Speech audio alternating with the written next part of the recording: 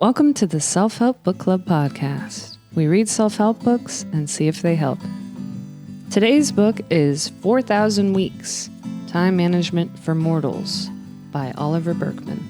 Oliver Burkeman's message is that we have an infinite amount of time, and accepting that is a good thing. Burkeman specifically says, stop obsessing over the to-do list and productivity. You're never going to get it all done. This is definitely a pandemic-era book. I can see how this was a hit in 2020 because it's sort of a response to all the other time management books. The 5-Hour Work Week and many others that encourage a productivity mindset.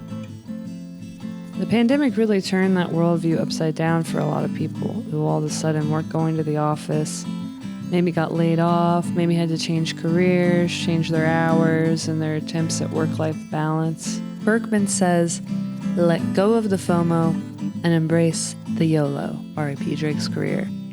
That is, you are mortal. 4,000 Weeks starts out by telling us that the average human life is 4,000 weeks. I did not expect that from the title, to be honest. I thought it was going to be like, 4,000 weeks, how to change your life in 4 years, 1 week at a time. I'm bad at math and time awareness, but Oliver Burkeman says that's actually good because time is a relatively new concept that humans worry too much about. He says this problem of measuring time the way we do started with the Industrial Revolution and hourly wages, capitalism, and other societal pressures that led to mass isolation and collective identity crises about who we are and what we're supposed to strive to be as humans. Burkeman talks about the farm life that existed before the Industrial Revolution, a life of deep time and task orientation, with most people living in a sort of timeless state of endless tasks and connection to nature and the self. While life was not ideal in those times, giving everything to the king and the church, living in fear of hell, sleeping in shit in one bed with your whole family and farm animals, there was still this sense of accepting what life was. I sleep in shit, and that's something. The Industrial Revolution sent workers from the farms to cities. Hourly wages turned time into a resource, with the goal of factory owners being to squeeze as much profit out of the workers as they could. Hence the obsession with productivity, getting the most done, time is money, grind set mentality, 10,000 hours, 4,000 weeks. Long story long, having kings suck too. But under capitalism, most people are stuck on a treadmill, chasing a carrot that they can never reach, while longing for the freedom of a day's work. That's when fascism, unfortunately, starts to seem like an option for people with not a lot of options, but that's a story for another podcast.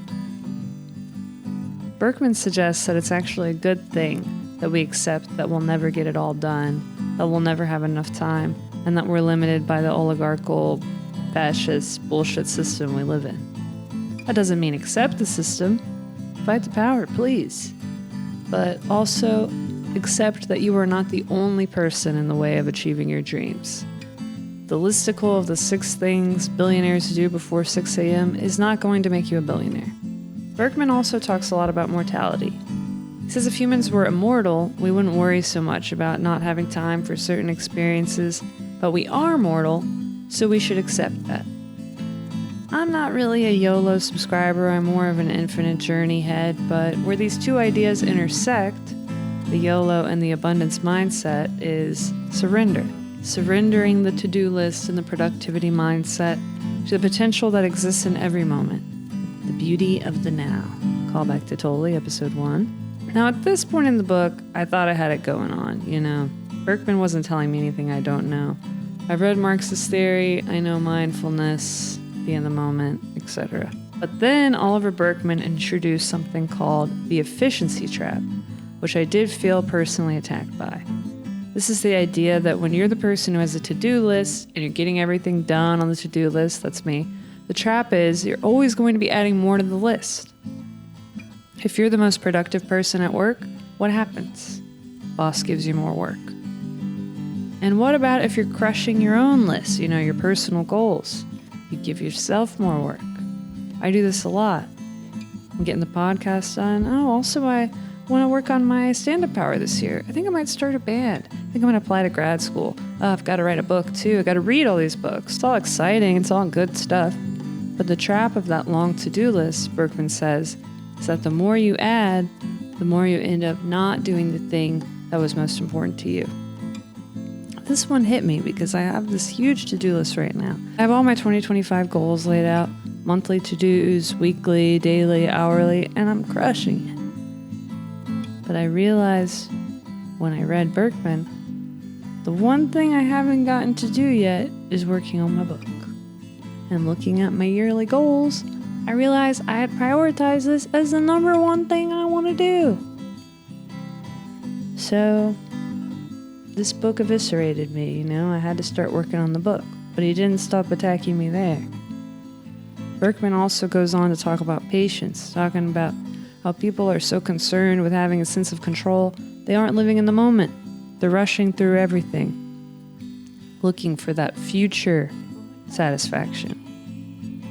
But he says when you surrender your control, you can find so much opportunity in the time you have now. I relate to that, I think everyone can relate to that in some way. This week I'm reading this book. I am literally impatiently waiting for a job offer, refreshing my phone every few seconds, getting distracted. I'm even rushing through the task of reading so that I can be more productive with the podcast.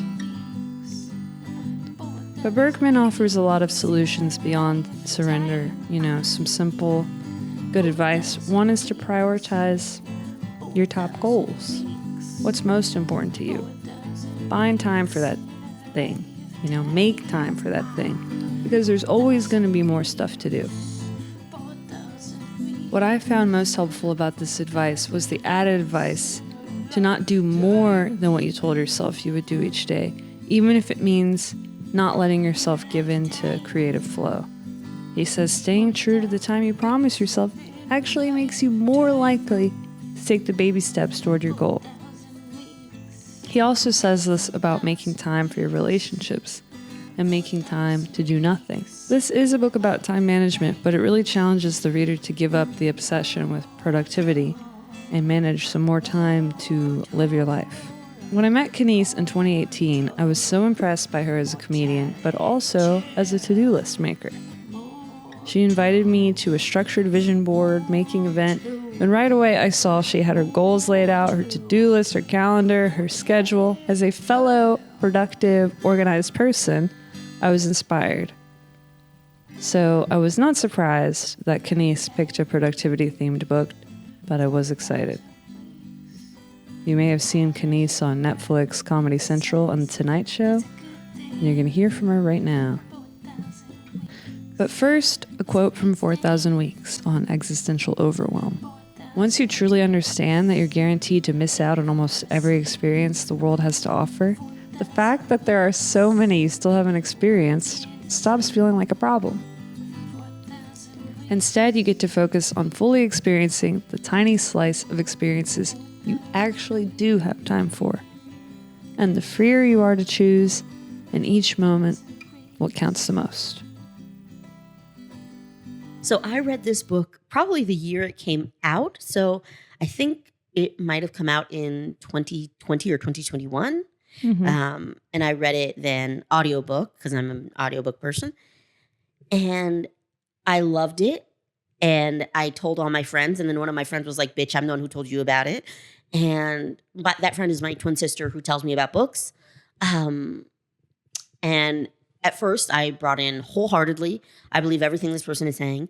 Everyone should read this book. And it should inform the way that we live our lives. Mm-hmm. And I like that I've been able to listen to it and take it in, see the things that apply to my life, use the tools that it gives me, but also see some of the ways in which it isn't a big enough picture. Right. And what are those ways? So 4,000 Weeks discusses the ways that you yourself can acknowledge this is the amount of work that I can do, not overcommitting yourself to either personal projects or outstanding things, to understand that there is no day when you'll suddenly be able to have everything done. So it's really great that you would get that for yourself and that would provide you some comfort. But until we have that as a limit in place for workplaces, until we have that as part of the expectation for parenting, then you can have all the inner peace that you want, but other people will be coming to you with demands that are unreasonable. Right. Yeah. No, that makes total sense. And what was kind of the switch in your changing your perspective on it? Was it time passing? I'd say it was partially just general time passing, the more you have time to think about something, but also a thing that I have enjoyed, although I haven't enjoyed the causes of it necessarily, the fact that as a neighborhood, as a city, as a community, we have shifted to the left. I was never centrist, but I would have probably described myself as more liberal, and now I would describe myself as more leftist. And as I have done that, I have thought more about, okay, these things that I am like very focused on, that I can change this, I can do this.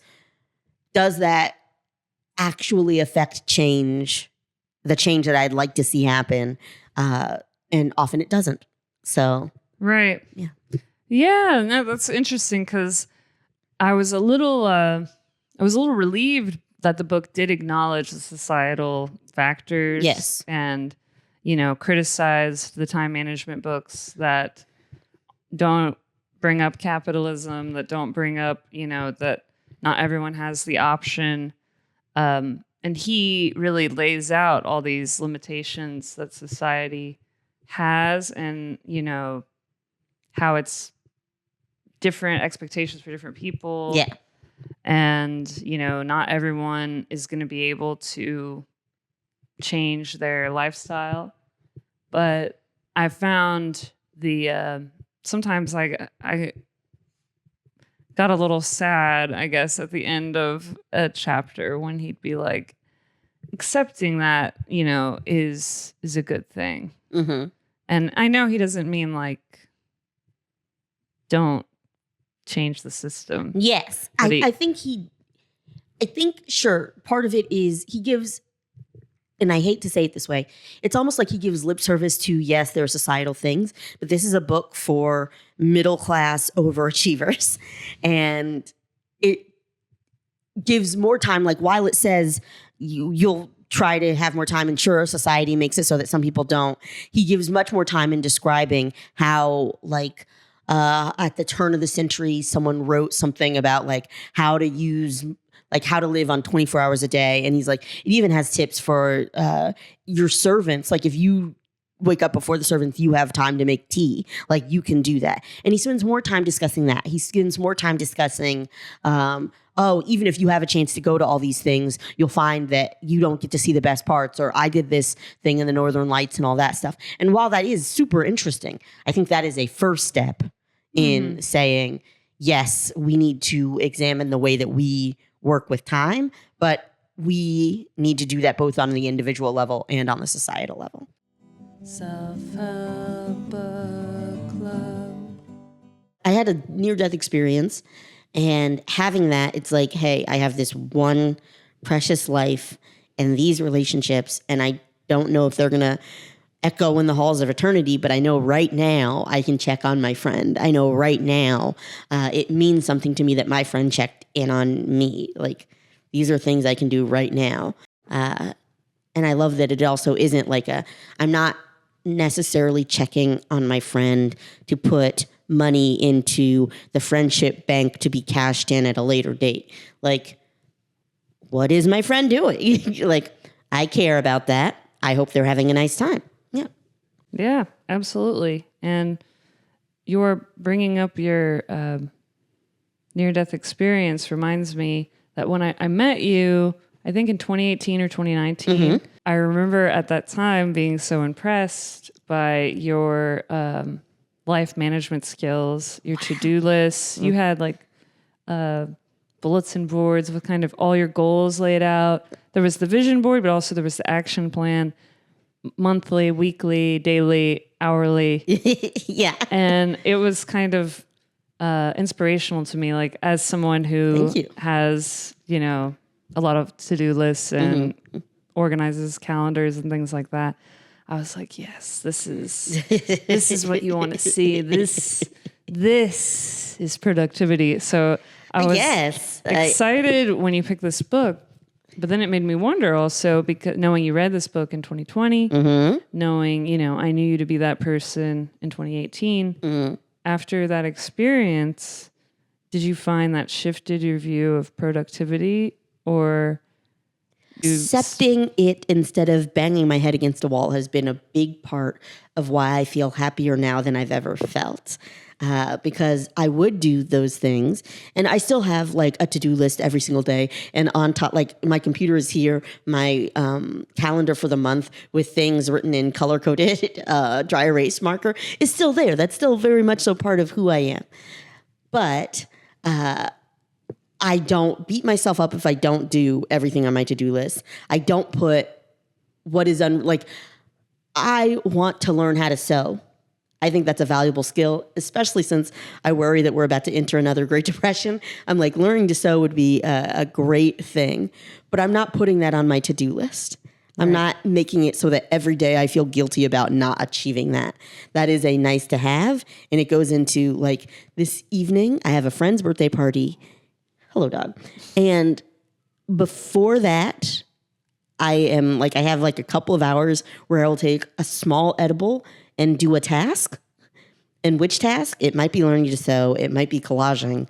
But I don't have to beat myself up about either of those things. Right. Those things are just fun, and they don't have to ever be complete, air quotes complete. Also, that's a huge part of my friendships now, because I used to go into friendships and I was quite depressed in 2018 and 2019 and 2020 and 2021. And now I'm on medication, and that also definitely helps. But also not going into friendships with this set expectation of how this should go, and then being disappointed when it doesn't go that way. Right. Yeah. Like acknowledging like, hey, one of my best friends is always going to kind of be scatterbrained. And I can talk to him about that, and I can wish that he would change. But there's some parts of it, and accepting that this is my friend. He is kind of scatterbrained. Every once in a while, I will check in just to check in. And then now he has started to check in just to check in. And we are building, I think, a better pattern, but starting with where we are versus trying to start from some idealized place has been really, really helpful. Yeah, no, that is helpful, and it reminds me of an element of the book, which was a lot about applying that same time management to your personal life, whether it's your relationships or allowing yourself to do nothing. Yes. And putting that in the day, like prioritizing that as much as anything, because if you don't, it's going to get sucked away. Yeah. Like, you're going to find something else to do.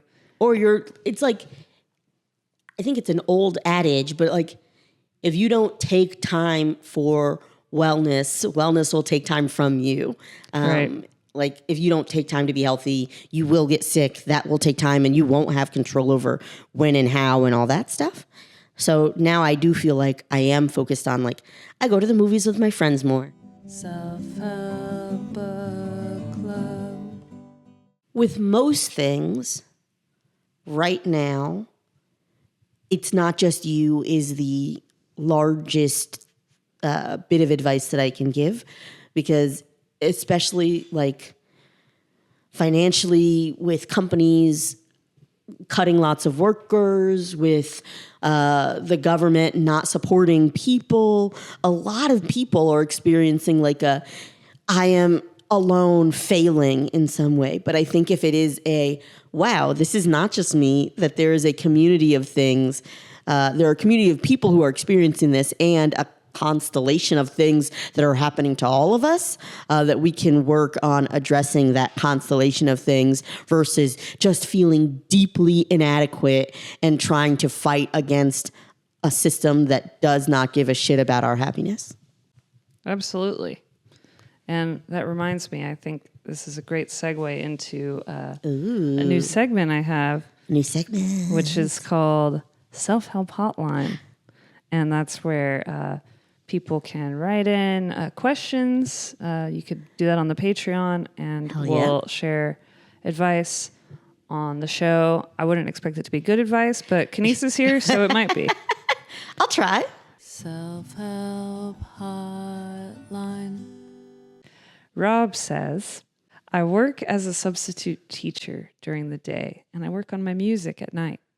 Every day I wake up at 6 a.m., go to work, get home, take a nap, make myself work on music for a few hours, and then pass out. There's not really time for anything else, and I don't have enough money for anything anyway. I wish I had time to apply for new jobs, but I don't even have hours for that. I'm exhausted, and I don't want to go back to full-time teaching. Really, I want my music to start making money, but how do I manage until then? And your answer of it's not just you really made me think of Rob. It's not just you. That system is not a sustainable one that would allow you to become fulfilled. It just doesn't seem like it is.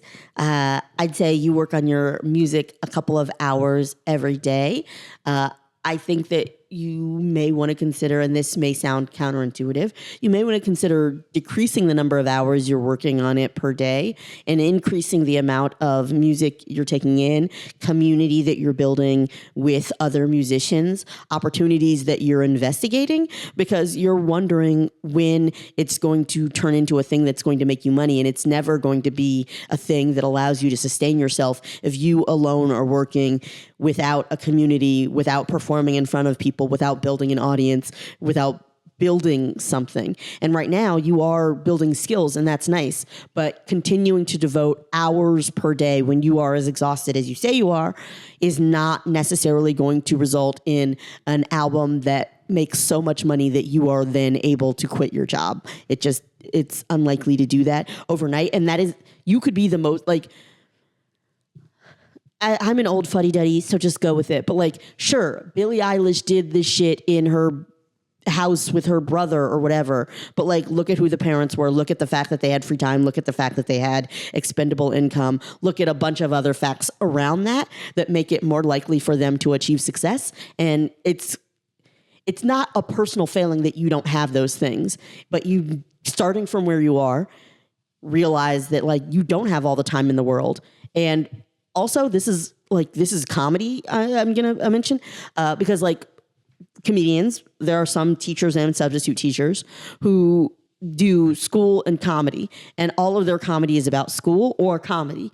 I think you may want to give yourself the opportunity to live a life a little bit so that you aren't just an automaton going from school to work or school to music to school to music, and you have things that can inspire you. If we're looking at like the artist way and the importance of taking yourself on artist dates, that concept I think feeds into what I'm saying, which is give yourself life experiences that will then spur you to write more music and experiment with more music and grow as a musician.